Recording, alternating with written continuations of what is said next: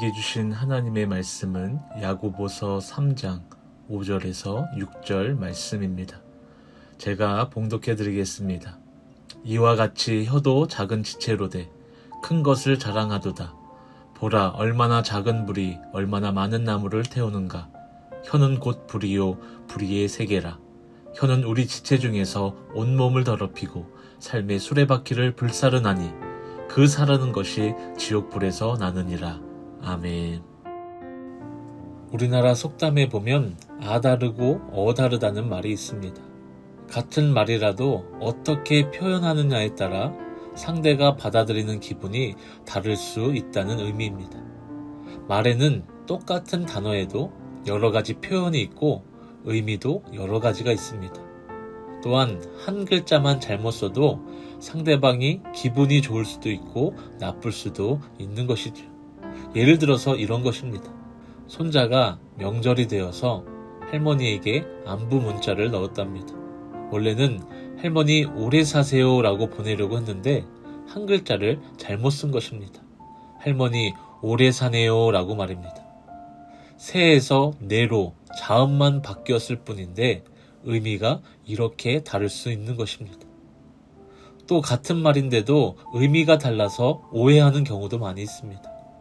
아빠와 아들이 목욕탕에 갔는데 아빠가 뜨거운 탕에 들어가서 큰 소리로 아이고 시원하다 라고 외치자 아들이 그 소리를 듣자마자 뜨거운 탕에 첨벙하고 뛰어들어갔는데 웬걸요? 너무 뜨거워서 아들은 밖으로 뛰쳐나왔습니다. 그러면서 말하기를 세상에 믿을 놈 하나 없네 라고 이야기했다고 합니다. 네, 아빠가 시원하다고 한 것은 물이 차서 한 말이 아니라 몸의 피로가 쫙 풀린다는 의미에서 말한 것입니다. 잘못 이해한 아들은 뜨거운 맛을 보게 된 것이죠. 이처럼 말을 어떻게 하느냐에 따라 의미가 달라지는 것입니다. 그리고 이 말 한마디가 누군가에게는 아픔을, 누군가에게는 기쁨을 주기도 하는 것이죠. 오늘 전하고자 하는 메시지는 이런 것입니다. 우리가 살면서 가장 많이 하는 실수가 말에서부터 나오지 않습니까? 그리고 말은 다시 주워 담을 수 없는 것입니다. 그래서 우리는 말을 잘 사용할 수 있어야 한다는 것을 말씀드리려고 하는 것입니다. 야고보서 3장은 잘못된 말로 심령에 깊은 상처를 남기기도 하며 공동체에 큰 갈등을 일으키기도 하는 그 말을 경고하고 있는 것입니다. 그 중에 한 가지 비유를 우리는 주목해 보아야 할 것입니다. 오늘 본문 5절에 이와 같이 혀도 작은 지체로 돼 큰 것을 자랑하도다.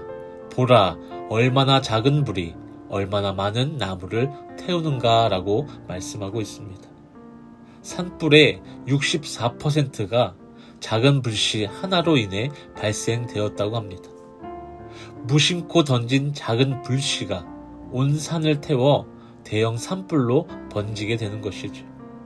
이처럼 작은 혀로 무심코 내뱉은 말이 큰 파장을 불러올 수 있다는 것을 경고하고 있는 것입니다.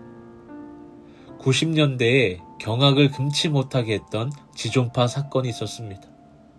지존파 대장의 어린 시절을 보면 너무 가난해서 미술 시간에 준비물을 가져갈 수 없었다고 합니다. 그때 선생님이 훔쳐서라도 가지고 와 라고 무심코 내뱉은 말이 큰 상처가 되어 후에는 끔찍한 살인을 저지르는 사람이 되었다는 것입니다. 이처럼 작은 혀로 무심코 내뱉은 말은 작은 불이 산을 모두 태우듯이 한 영혼의 인생을 그릇되게 할 수도 있다는 것입니다. 그래서 우리는 오늘 말씀을 통해 우리의 혀를 길들여 성령의 도구로 쓰임받아서 하나님의 살리시는 역사를 일으켜야 할 말을 사용할 수 있어야 하는 것입니다. 그렇다면 어떤 말을 사용해야 할까요? 첫째, 믿음의 말을 사용할 수 있어야 합니다. 마가복음 9장 23절에 예수께서 이르시되 할 수 있거든이 무슨 말이냐? 믿는 자에게는 능히 하지 못할 일이 없느니라 하시니 라고 말씀하고 있습니다. 불평, 불만의 말을 사용하면 부정적인 결과밖에 얻을 수 없습니다. 저번 주 말씀 기억하시지요? 엄마가 사용한 부정적인 말을 딸이 그대로 이어받는 것처럼 결과는 뻔한 것입니다. 그래서 우리는 믿음의 말을 사용할 수 있어야 하는 것입니다. 힘들고 어려워도 믿는 자에게는 능히 하지 못할 일이 없음을 믿고 긍정적인 말을 사용할 수 있을 때 긍정적인 결과를 얻을 수 있는 것입니다. 둘째, 사랑의 말을 사용할 수 있어야 합니다. 부부싸움을 할 때 싸움이 금방 끝나는 비결이 있다고 합니다. 말 끝에 항상 용을 붙이면 된다고 합니다. 예를 들어 너 때문에 짜증나 라고 하지 말고 너 때문에 짜증나용 이라고 말입니다. 그러면 너무 웃겨서 싸우질 못한다고 하는 것이죠. 물론 웃자고 하는 이야기겠지만 끝에 용자를 붙여서 귀엽게 하면 싸울 수 없게 되는 것처럼 처음부터 사랑의 말을 사용한다면 싸울 일은 없다는 것입니다. 항상 서로를 보며 곁에 있어줘서 고마워요. 당신은 정말 잘하고 있어요. 당신은 너무도 소중한 사람이에요 라고 사랑의 말을 사용할 수 있다면 싸울 일은커녕 더 많은 사랑을 주고받으며 살아갈 수 있을 것입니다. 사랑하는 성도 여러분, 우리가 하고 있는 말들이 어떤 결과를 낳고 있는지 생각해 보시기 바랍니다. 그리고 적극적으로 하나님께서 기뻐하실 말을 찾아서 할 수 있으시기 바랍니다. 믿음의 말을 통해 어떠한 고난도 이겨내며 사랑의 말을 통해 한 영혼을 살릴 수 있는 저와 여러분들이 되시기를 주님의 이름으로 축복합니다.